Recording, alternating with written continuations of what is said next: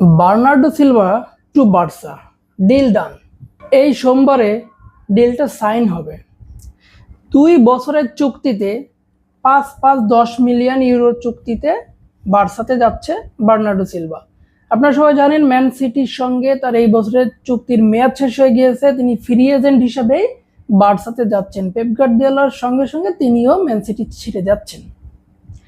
এখন এই ডিলটা আসলে বার্সা ফ্যানদের জন্য বা বার্সা টিমের জন্য কেমন হবে?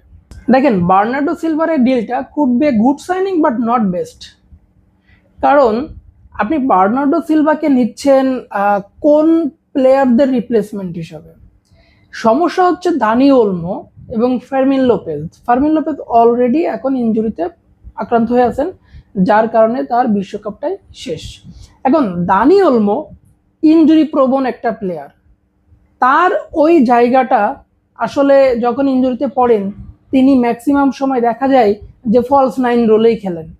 মাঝে মাঝে ফার্মিন লোপেজও ফলস 9-এ খেলেন, মাঝে মাঝে ফার্মিন লোপেজকে আমরা মিড মাঠেও দেখতে পাই।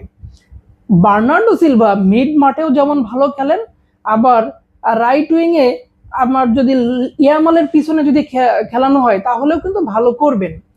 এখানে মেইন একটা বিষয় হচ্ছে দানি ওলমো এবং ফার্মিন লোপেজকে ক্লাব থেকে জানানো হয়েছে যে তারা চাইলে ক্লাব দেখতে পারে, মানে ক্লাব থেকে তাদের চলে যাওয়ার মতো একটা ইঙ্গিত দেওয়া হয়েছে।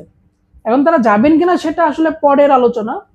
এখন যদি তারা চলে যান তাহলে ওখানে তো আপনাকে একটা রিপ্লেসমেন্ট রাখতে হবে। সেই হিসাবে এই বার্নার্ডো সিলভাকে আসলে দলে নেওয়া হচ্ছে আই থিঙ্ক।